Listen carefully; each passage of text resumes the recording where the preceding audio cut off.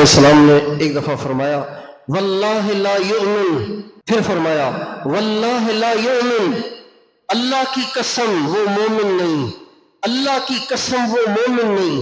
صحابہ نے کہا کون یا رسول اللہ؟ آپ نے پھر فرمایا واللہ لا یؤمن، اللہ کی قسم وہ مومن نہیں۔ کہا کون یا رسول اللہ؟